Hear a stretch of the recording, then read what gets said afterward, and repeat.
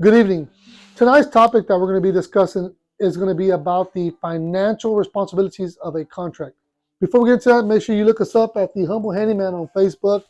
Don't forget to subscribe to us on our YouTube channel at NB Handyman Chronicles. What we mean when we say financial responsibilities is that the finance part of a contract.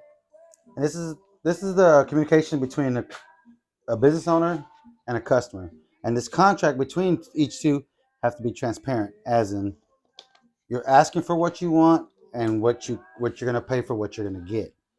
Now there is room to talk about whether they can afford a certain price or what they want and they don't care about price. There's gonna be a whole different spew. But it comes down to being the word transparent. As transparent as when I communicate what I want from you and what you're going to give me as a contractor or as a business owner, the contracts that I give out, you're going to be like, hey, I'm going to do this much for you and I can do it for this much.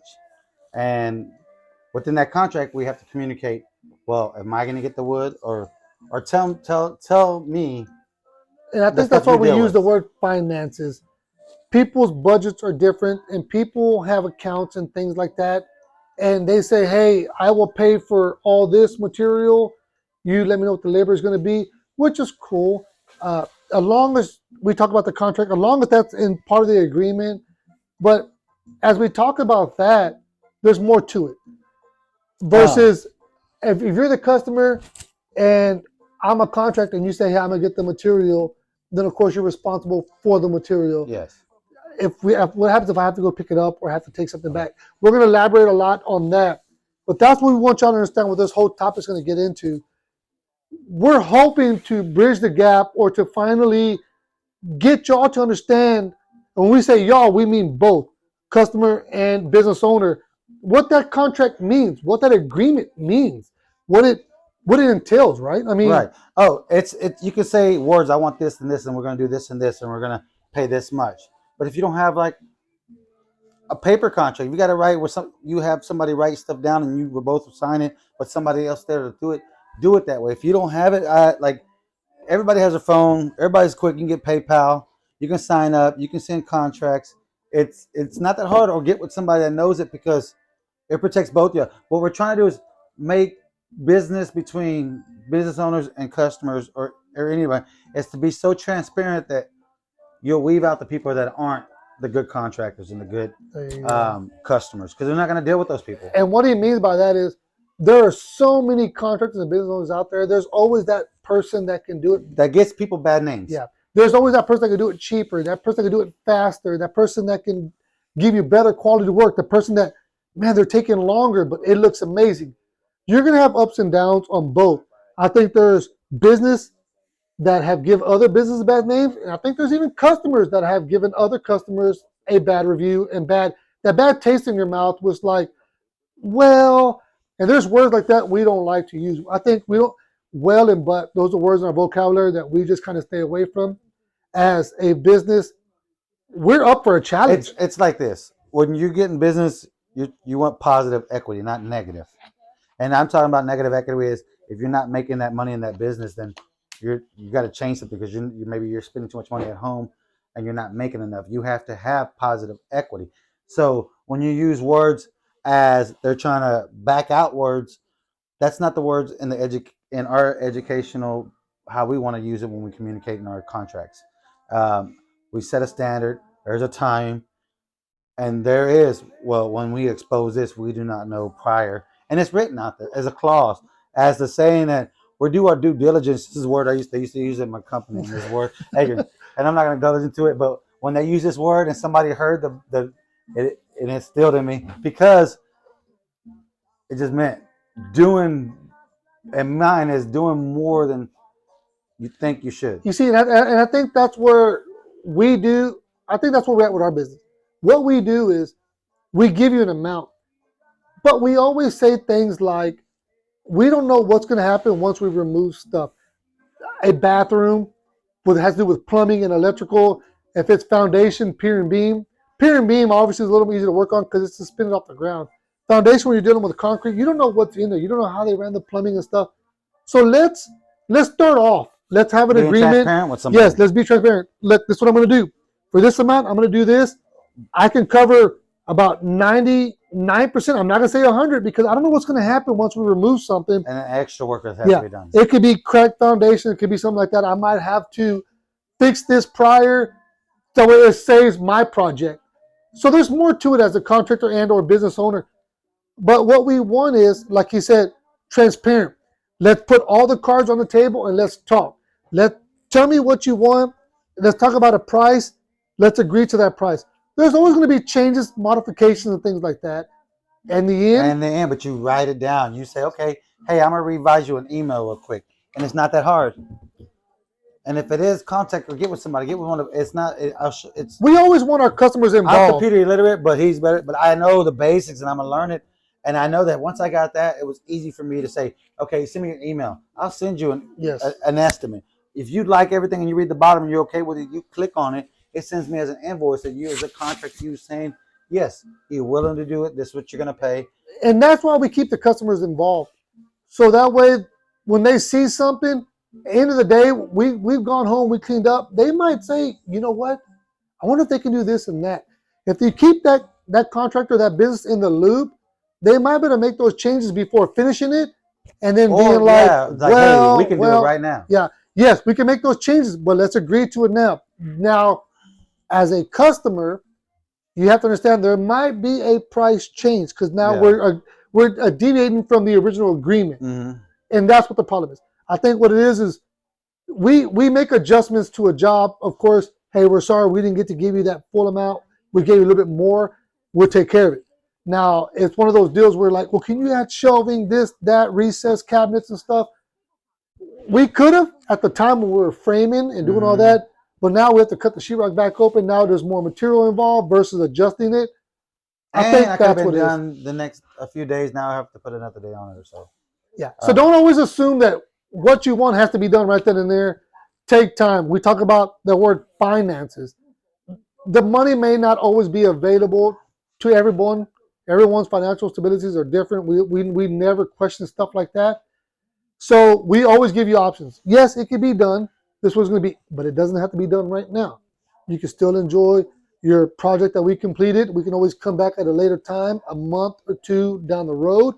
Or if you want us to do it now, we'll do it now. But that price, that financial word is what you have to understand.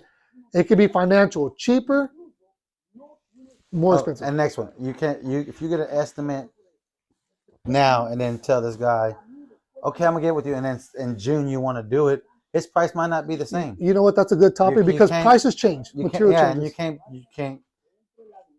If you would have probably put something down prior before and say, yeah, I wanted it in June, and locked them in, he'd have been like, cool, I got you set up, and he's locked in because they already put you on the dates.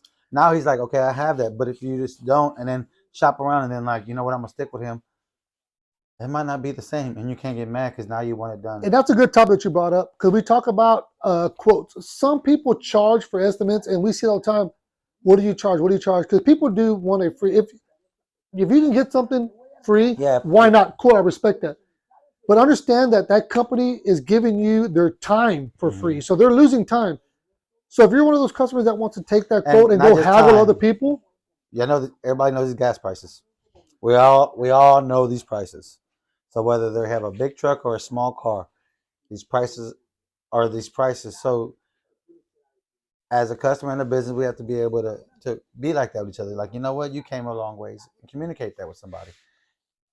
Even if a breakdown, who's about to get into the breakdown, if you want the breakdown in, you have to pay for that. It's somebody's time, whether they love to do it or not. It's their time to say, okay, I broke it down and looked up the numbers, and here you go. Now I just gave it to you, so you can do it if you want to do it. Go do it yourself if you knew it, and really it was free of my time. So you can't really say, oh well, and that's I can come to you and say, I'm gonna give you for all this $8,500. Now, well, can you break it down what it costs? Yeah, here's my Zelle, Venmo, whatever. Here's $50. Send it to me. I will send you the whole. And if you go somewhere else, you go somewhere else. And we talked about that. I made my money. And like you said, I'll get into a later video about the actual breakdown and why we do that. What it is a customer or a business comes out to give you an estimate and they say this is what it's going to cost, that's what we do. We do this is what it costs, and then that includes us getting the material. And there's a reason for it. We pick our material out by hand, so that's what you're paying for. We physically go to Home Depot. We'll get into that until when we go into do fences and stuff like that, because you'll understand the insight which you'll go into what it goes into getting the material. We just need to know that if you buy the material, then you have to get it. You're responsible for taking it back. Something's bent, twisted, because boards. And we understand if like, oh, I have a card, but I can't really move. Cool, we got you. We're gonna do our thing. That's when he says we can do things to maneuver. But if you already try to say you want to pay this price and you're gonna go get it with your card, then if something's wrong, then you got to take it back. Mm-hmm. Because if I would have went, I would have made sure, or the company would have made sure that we got it. And that's what goes back to that financial responsibility. That's why when you invest with certain businesses, they take care of that from start to finish. They go get that material for you. They'll go take it back because they adjust things. Hey, get rid of this board, bring this back. So I'll do a segment later just on that topic. But like he was saying, going back to these contracts and being transparent, make sure as a customer that you are fully stating what it is you want, what you're expecting to have. The quality of work should be fair across the table regardless. Quality of work Everybody should be can send pictures and take pictures, email them, get quality pictures of what you want. There you go. So at staging points on a big project, where end of the day, if you see something, take a picture of it and send it to them. If it's us, send it to us. Hey, what happened here? It might not be done, or that might have been what they thought was finished, and like, okay, let us adjust that. But be transparent. That word transparent says everything. Communication is key. Let's talk face to face. Let's discuss specifically about what you want. A lot of this comes from the weather that just hit, and there's going to be a lot of people like we just talked about. There's going to be a lot of work being done, and you know what? Hopefully, everybody has insurance, and or some of these small contractors can feed their families, but do a right job and do a great job by their customers because they're in a time of need too. This weather jacked them up, so this is the reason why. We had contemplated earlier. I was like, let's get a video going about. But please be understanding that different areas, material's going to be scarce. You're not the only project going on. Other people have a lot going on too. So that contractor that took on your job is trying to do what he can with what he has versus crews being scattered, material being scarce, that's why, and weather. I mean, it's a tornado that just happened. So, but always be mindful of same thing. Doesn't mean that they should step in and be like, it's going to cost bucos of money. It's a both end. I think it has to be on both parties. Just know that work needs to be done, and somebody's going to do it. Just make sure you do right by you. You do right by you by knowing, and you do right by them by letting them know what you want. So there's no transparency, and if something goes awry, you have it in paperwork. Vice versa. Do your research. If the business person didn't do you right, or the customer didn't do you right, you'll be covered. That's all we're coming down to is being covered both ways as a customer and a business owner. We just want y'all to understand both sides of it. We want y'all to understand where a customer would come from and where a business would come from. And I think once you understand that and once you realize how both sides work, it'll be smooth. But like he said earlier, we're going to touch base with the transparent. Be transparent. Always be transparent. Always be clear. Once again, make sure you look us up at The Humble Handyman on Facebook. Once again, don't forget to subscribe to us on our YouTube channel at NB Handyman Chronicles. You can follow all our videos. All our YouTube channel will show all our updates, tools, and our future projects coming up. So don't forget to follow us.